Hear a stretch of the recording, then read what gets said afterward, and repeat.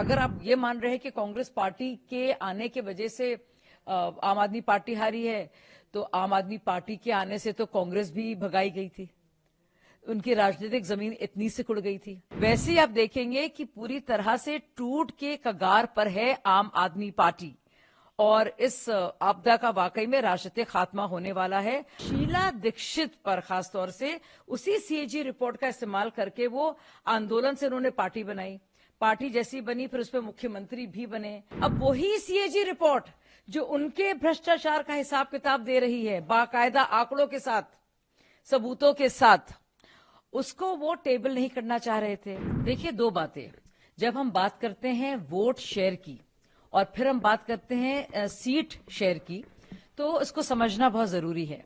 अब किस कॉन्स्टिट्यूएंसीज में ज्यादा वोट मिला है किस पार्टी को, ये देखना बहुत जरूरी है। अब आप हिमाचल की बात करते हैं, 2022 में क्या हुआ? 2022 में कांग्रेस पार्टी को 43% 43.9% मिला। बीजेपी को कितना मिला? बीजेपी को मिला सिर्फ 43%, यानी कि 0.9, यानी कि 1% से कम। लेकिन सीटों का डिफरेंस कितना था? 15। जहां 40 मिली कांग्रेस को, भाजपा को सिर्फ मिली 25। तो यानी कि 1% से भी कम का इतना असर पड़ता है, ये समझने की जरूरत है। और हमारे यहाँ सिस्टम है फर्स्ट पास द पोस्ट। अगर किसी को 10, 1, 2, 3 ज्यादा भी मिल जाए तो वो जीत उसकी होगी। द विनर टेक्स ऑल, ये है फर्स्ट पास द पोस्ट का जो हमारा सिस्टम है भारत की डेमोक्रेसी में। तो ये कह देना कि सिर्फ ओवरऑल वोट शेयर में सिर्फ 2% उनको ज्यादा मिला है, अपने आप में एक उसको समझना नहीं है। तो जो भी इलेक्शंस को समझता है और वोट शेयर को समझता है, हो सकता है कि 4 कॉन्स्टिट्यूएंसी में बहुत ज्यादा आपको वोट मिल गए, बाकी में नहीं है, तो जाहिर है सीटें तो आप उसी के हिसाब से जीतेंगे ना, यहाँ पे जो मेजोरिटी है। तो कलेक्टिवली देखना वोट शेयर को और अलग से देखना। इसीलिए आप देखिए, मैं हिमाचल का आपको एग्जाम्पल क्यों दे रही हूँ। और आप याद कीजिएगा, इस चुनाव, मध्य प्रदेश में इस चुनाव से पहले जब शिवराज चौहान जी मतलब जीतते जीतते हार गए थे, कितना कम परसेंटेज में डिफरेंस था। और वैसे ही अब 22 के हिमाचल प्रदेश के असेंबली के इलेक्शन देखेंगे तो आप देखेंगे कि सिर्फ 1% के फर्क से 15 सीटों का फर्क पड़ा है, कहीं 40 तो कहीं 25। तो ये समझना जरूरी है। और जो लोग बात कर रहे हैं कि कांग्रेस को अलग से नहीं लड़ना चाहिए था, मिलकर लड़ना चाहिए था, तो हमारा देश में जिस तरह की लोकतांत्रिक प्रणाली है वो बहुदलीय प्रणाली है, मल्टी पार्टी डेमोक्रेसी है। हर एक पार्टी को लड़ने का, किस्मत आजमाने का पूरा हक है। और कांग्रेस पार्टी ने अगर आप ये मान रहे हैं कि कांग्रेस पार्टी के आने की वजह से आम आदमी पार्टी हारी है, तो आम आदमी पार्टी के आने से तो कांग्रेस भी भगाई गई थी, उनकी राजनीतिक जमीन इतनी सिकुड़ गई थी कि पंजाब और दिल्ली में बाकायदा उनका पूरा नीलबटा सन्नाटा हो गया था। तो अगर इसको कई तरीके से देखा जा सकता है, तो ये कह देना कि कांग्रेस को आप श्रेय दे रहे हैं या फिर कांग्रेस को आप ब्लेम कर रहे हैं भाजपा की जीत के लिए, अपने आप में बहुत ज्यादा अहमकाना सोच है, उसका कोई तर्क नहीं है और ना ही कोई आधार है। आपदा का खात्मा तय है।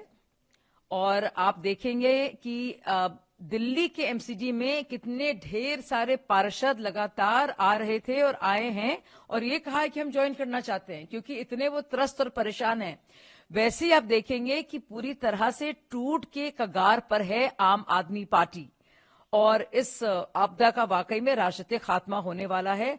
आप जल्दी ही सुनेंगी खबर और खुद देखेंगी प्रत्यक्ष रूप से किस तरह से पंजाब में, चाहे वो भगवंत मान हो या उनके विधायक हो, लगातार किस तरह से अरविंद केजरीवाल के हस्तक्षेप से या उससे पहले राघव चड्ढा के भेजे जाने से, उस तरह के हस्तक्षेप से कितने परेशान थे। और लगातार उन्होंने ये ना सिर्फ हिंट दी है लेकिन बाकायदा कहा है कि पंजाब के मुखिया वो खुद हैं।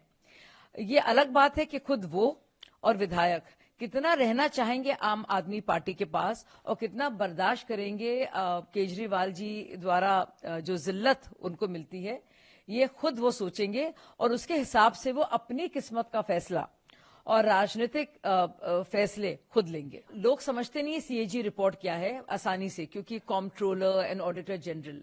मैं आपको बता दूं कि जो कुछ भी बड़ी योजनाएं होती हैं जिन पर पैसा खर्च होता है, मुख्तलिफ राज्य सरकारें पैसा खर्च करती हैं, उसका एक हिसाब किताब है वो।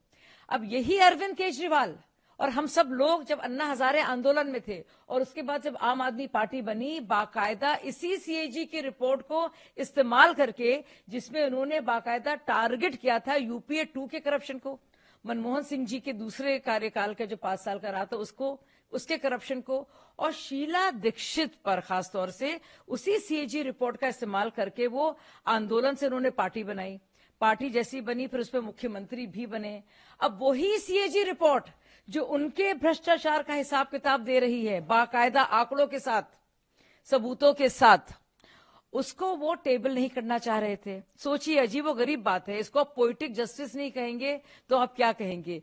अब इसलिए जरूरी है, और मैं पूरी तरह से विजेंद्र गुप्ता जी की इस बात से ना सिर्फ सहमत हूं, लेकिन मुझे लगता है ये अनिवार्य है कि जल्द से जल्द, जैसे ही असेंबली की पहली हमारी सेशन हो, सबसे पहले सीएजी की वो रिपोर्ट जो बाकायदा प्रकाश डालती है, उजागर करती है सारे काले कारनामों के आम आदमी पार्टी के, उस रिपोर्ट को सामने रखे और बताए जो इंसान भ्रष्टाचार को लड़ने आया था कैसे सबसे बड़ा भ्रष्टाचारी खुद बन गया।